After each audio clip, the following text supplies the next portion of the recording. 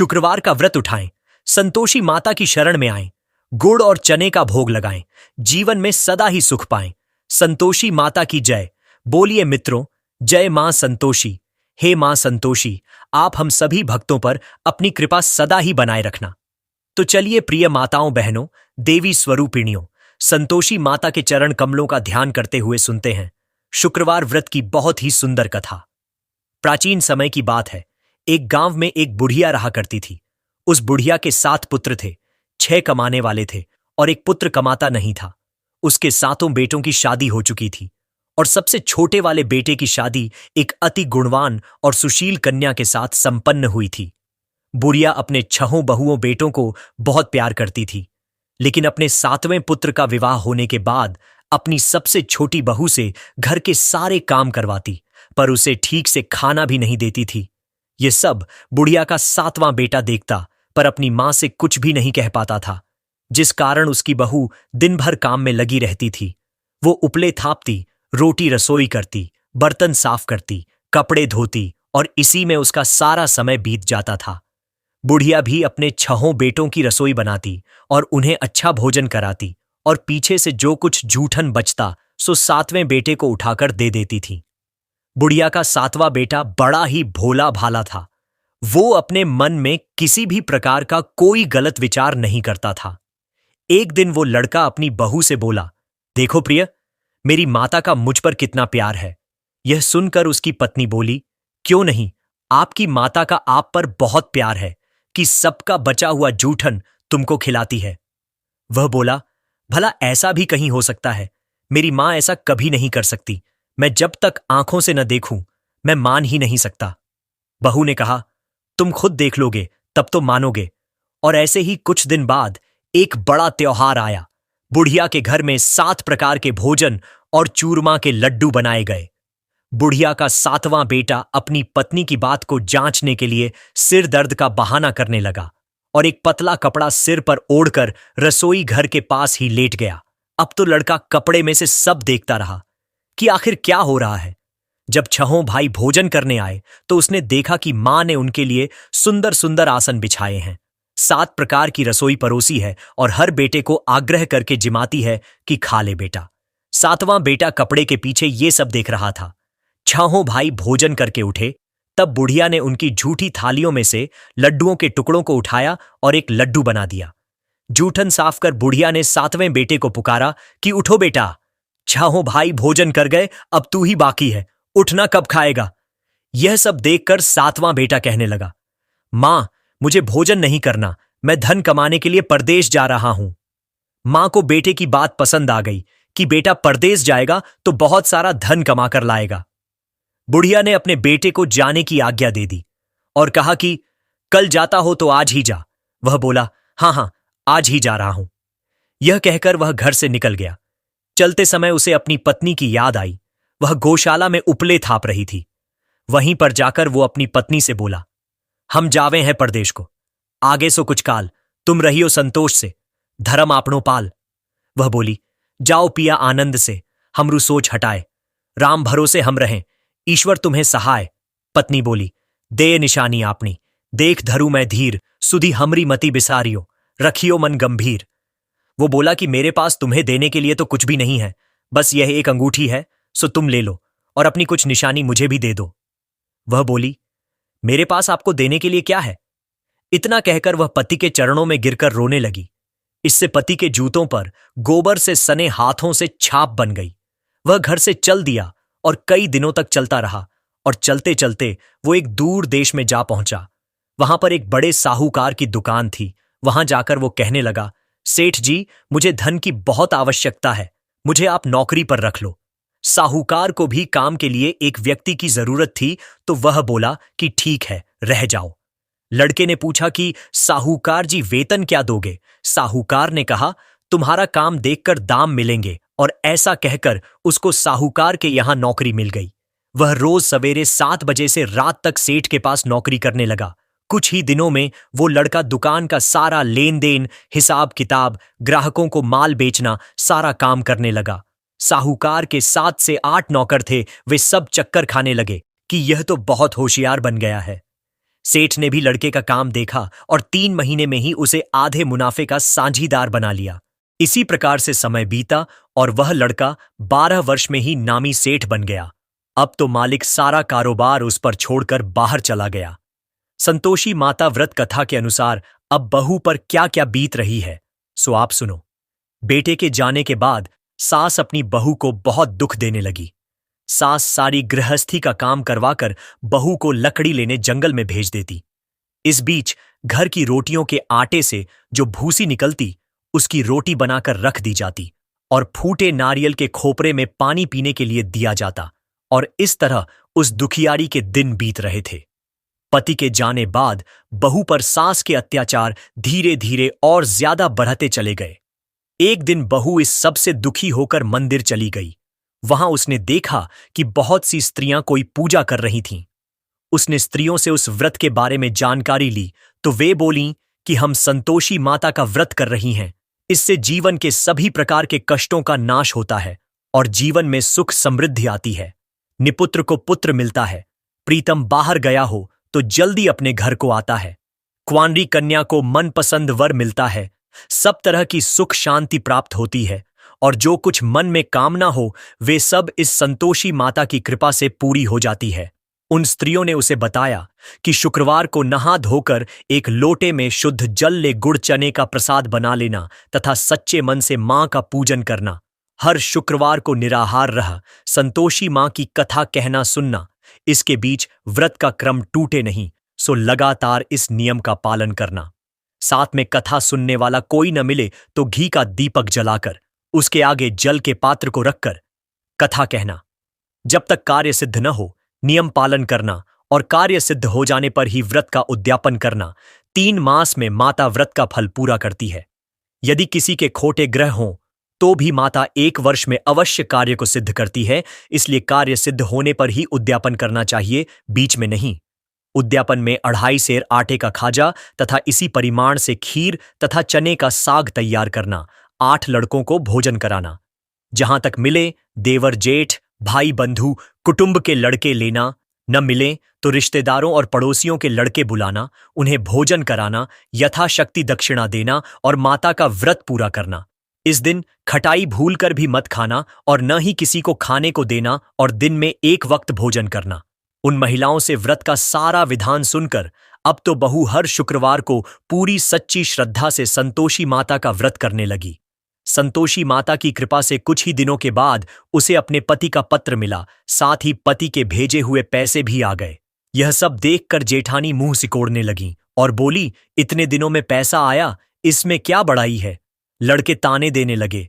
काकी के पास अब पत्र आने लगे, रुपया आने लगा। अब तो काकी की खातिर बढ़ेगी, अब तो काकी बुलाने से भी नहीं बोलेगी।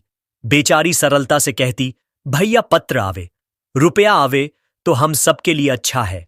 ऐसा कहकर आंखों में आंसू भरकर संतोषी माता के मंदिर में आकर मातेश्वरी के चरणों में गिरकर रोने लगी और बोली कि मां, मैंने तुमसे पैसा नहीं मांगा, मुझे पैसे से क्या काम है, मुझे तो अपने सुहाग से काम है। मैं तो अपने स्वामी के दर्शन और सेवा मांगती हूं। तब माता ने प्रसन्न होकर कहा, जा बेटी, तेरा स्वामी बहुत जल्दी तेरे पास आएगा। यह सुनकर वह खुशी से बावली हो गई और घर में जा काम करने लगी। अब संतोषी मां विचार करने लगी कि इस भोली भाली पुत्री से मैंने कह तो दिया तेरा पति आएगा, पर कहां से? वह तो स्वप्न में भी इसे याद नहीं करता, उसे याद दिलाने मुझे जाना पड़ेगा। इस तरह माता बुढ़िया के बेटे के पास स्वप्न में प्रकट होकर कहने लगी, साहूकार के बेटे, सोता है या जागता है? वह बोला, माता, सोता भी नहीं हूं, जागता भी नहीं हूं, बीच में ही हूं, कहो क्या आज्ञा है।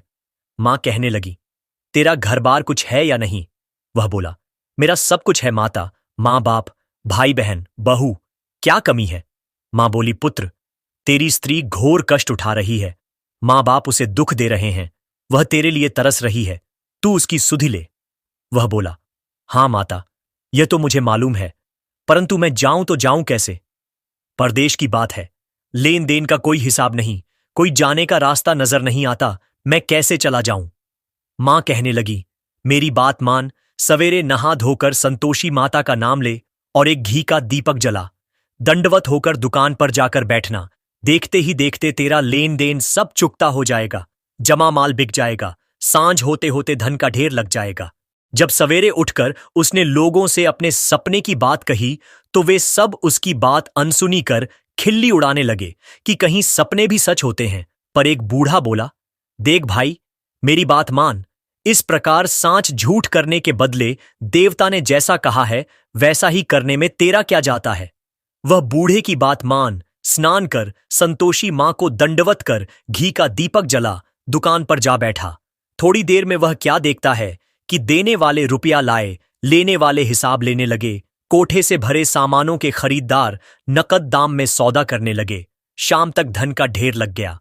माता का चमत्कार देख प्रसन्न होकर मन में माता का नाम लेकर अपने घर ले जाने के लिए गहना कपड़ा खरीदने लगा और वहां के काम से निपटकर वह घर को रवाना हुआ।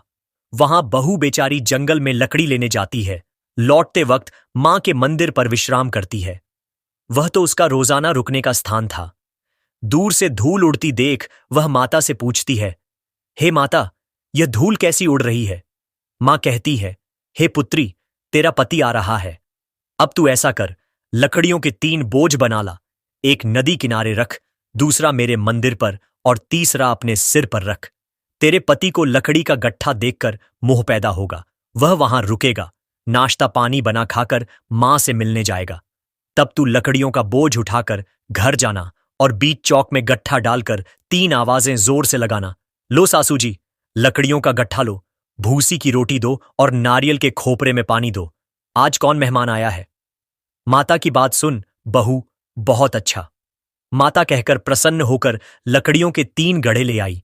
एक नदी तट पर, एक माता के मंदिर पर रखा और एक सिर पर रखा। इतने में ही वहां एक मुसाफिर आ पहुंचा। सूखी लकड़ी देख उसकी इच्छा हुई कि अब यहीं विश्राम करे और भोजन बना खाकर गांव जाए, और इस प्रकार भोजन बना विश्राम कर वह गांव को गया। वो घर में सबसे प्रेम से मिला और उसी समय बहू सिर पर लकड़ी का गट्ठा लिए घर में आती है। लकड़ी का भारी बोझ आंगन में डाल जोर से 3 आवाज देती है, लो सासू जी, लकड़ी का गट्ठा लो, भूसी की रोटी दो, नारियल के खोपरे में पानी दो। यह सुनकर सास बाहर आ गई। अपने दिए हुए कष्टों को भुलाते हुए कहती है, बहू ऐसा क्यों कहती है। तेरा मालिक तेरा पति आया है। आ बैठ, मीठा भात खा, भोजन कर, कपड़े गहने पहन। इतने में आवाज सुन उसका स्वामी बाहर आता है और अपनी अंगूठी देख व्याकुल हो मां से पूछता है, मां यह कौन है। मां कहती है, बेटा ये तेरी बहू है। आज 12 वर्ष हो गए, तू जब से गया है तब से सारे गांव में जानवर की तरह भटकती फिरती है। कामकाज घर का कुछ करती नहीं, 4 समय आकर खा जाती है। अब तुझे देखकर भूसी की रोटी और नारियल के खोपरे में पानी मांगती है। वह लज्जित हो बोला, ठीक है मां, मैंने इसे भी देखा है और तुम्हें भी देखा है। अब मुझे दूसरे घर की चाबी दो तो उसमें ही रहूंगा। तब मां बोली, ठीक है बेटा, तेरी जैसी मर्जी। इतना कहकर चाबी का गुच्छा पटक दिया। उसने चाबी लेकर दूसरे कमरे में जो तीसरी मंजिल के ऊपर था खोलकर सारा सामान जमाया और एक दिन में ही वहां राजा के महल जैसा ठाट बांट बन गया। अब क्या था, वे दोनों पति पत्नी सुखपूर्वक रहने लगे और इतने में अगला शुक्रवार आया। बहू ने अपने पति से कहा कि मुझे माता का उद्यापन करना है। पति बोला, बहुत अच्छा, खुशी से करो, और वह तुरंत ही उद्यापन की तैयारी करने लगी। जेठ के लड़कों को भोजन के लिए कहने गई। उसने मंजूर किया, परंतु पीछे जेठानी अपने बच्चों को सिखलाती है, देखो रे, भोजन के समय सब लोग खटाई मांगना, जिससे उसका उद्यापन पूरा न हो। लड़के जीमने आए, खीर पेट भरकर खाई, परंतु याद आते ही कहने लगे, हमें कुछ खटाई दो, खीर खाना हमें भाता नहीं, देखकर अरुचि होती है। बहू कहने लगी, खटाई किसी को नहीं दी जाएगी, ये तो संतोषी माता का प्रसाद है। लड़के तुरंत उठ खड़े हुए, बोले, चाची पैसा लाओ। भोली बहू कुछ जानती नहीं थी, सो उन्हें पैसे दे दिए। लड़के उसी समय जा करके इमली ला खाने लगे और यह देखकर बहू पर माताजी ने कोप किया। माता के क्रोध से राजा के दूत उसके पति को पकड़कर ले गए और जेल में बंद कर दिया। इस सब से जेठ जिठानी बहू को खोटे वचन कहने लगे कि लूट लूट कर धन इकट्ठा करके लाया था, सो राजा के दूत पकड़कर ले गए। चोर को अब सब मालूम पड़ जाएगा जब जेल की हवा खाएगा तो। बहू से यह वचन सहन नहीं हुए, वो रोती रोती माता के मंदिर में गई। बोली, हे माता, तुमने यह क्या किया, हंस आकर अब क्यों रुलाने में लगी हो। माता बोली, पुत्री, तूने गलत उद्यापन करके मेरा व्रत भंग किया है। तूने इतनी जल्दी सब बातें भुला दी। वह कहने लगी, माता भूली तो नहीं हूं, न कुछ अपराध किया है, मुझे तो लड़कों ने भूल में डाल दिया। मैंने भूल से उन्हें पैसे दे दिए, मुझे क्षमा कर दो। मां बोली, ऐसी भी कहीं भूल होती है। वह बोली, मां मुझे माफ कर दो, मैं फिर तुम्हारा उद्यापन करूंगी। मां बोली, ठीक है, पर अब भूल मत करना। वह बोली, अब नहीं होगी। मां बोली, जा पुत्री, तेरा पति तुझे रास्ते में ही आता मिलेगा। और वह घर को चल दी। राह में पति आता मिला तो उसने पूछा, तुम कहां गए थे? तब वह कहने लगा, इतना धन कमाया है, उसका कर राजा ने मांगा था, वही भरने गया था। वह प्रसन्न होकर बोली, भला हुआ, अब घर चलो। कुछ दिन बाद फिर शुक्रवार आया। वह बोली, मुझे माता का उद्यापन करना है। पति ने कहा, ठीक है, करो। वह फिर जेठ के लड़कों से भोजन करने को कहने गई तो जेठानी ने एक दो बातें सुनाई और लड़कों को सिखा दिया कि तुम पहले ही खटाई मांगना। लड़के कहने जगे, हमें खीर नहीं खाना, जी बिगड़ता है, कुछ खटाई खाने को देना। वह बोली, खटाई खाने को नहीं मिलेगी, आना हो तो आओ। और ऐसे वह ब्राह्मणों के लड़के बुलाकर भोजन कराने लगी। यथाशक्ति दक्षिणा की जगह एक एक फल उन्हें दिया और इससे संतोषी माता प्रसन्न हुई। माता की कृपा होते ही 9वें मास उसको चंद्रमा के समान सुंदर पुत्र प्राप्त हुआ। वो पुत्र को लेकर प्रतिदिन माता जी के मंदिर में जाने लगी। मां ने सोचा कि यह रोज आती है, आज क्यों ना मैं ही इसके घर चलूं, इसका आसरा देखूं तो सही। यह विचार कर माता ने भयानक रूप बनाया। गुड़ और चने से सना मुख, ऊपर सूंड के समान होंठ, उस पर मक्खियां भिन भिना रही थीं। दहलीज में पांव रखते ही उसकी सास चिल्लाई, देखो रे, कोई चुड़ैल डाकिन चली आ रही है, लड़कों इसे भगाओ, नहीं तो किसी को खा जाएगी। लड़के डरने लगे और चिल्लाकर खिड़की बंद करने लगे। यह सब बहू रोशनदान में से देख रही थी। प्रसन्नता से पगली होकर चिल्लाने लगी, आज मेरी माताजी मेरे घर आई हैं, यह कहकर बच्चे को दूध पिलाने छोड़ देती है। इतने में सास का क्रोध फूट पड़ा। बोली, रांड इसे देखकर कैसी उतावली हुई है जो बच्चे को पटक दिया। इतने में मां के प्रताप से जहां देखो वहीं लड़के ही लड़के नजर आने लगे। वह बोली, मां जी, मैं जिनका व्रत करती हूं यह वही संतोषी माता है। इतना कह झट से सारे घर के किवाड़ खोल देती है। सबने माता के चरण पकड़ लिए और विनती कर कहने लगे, हे माता, हम मूर्ख हैं, हम अज्ञानी हैं, पापी हैं। तुम्हारे व्रत की विधि हम नहीं जानते। तुम्हारा व्रत भंग कर हमने बहुत बड़ा अपराध किया है। हे माता, आप हमारा अपराध क्षमा करो। इस प्रकार माता प्रसन्न हुई और सभी को आशीर्वाद दिया। माता, आपने बहू को जैसा फल दिया वैसा सबको देना। जो भी भक्त माता की यह कथा पढ़े उसका हर मनोरथ पूर्ण हो। तो बोलिए, प्रेम से संतोषी माता की जय।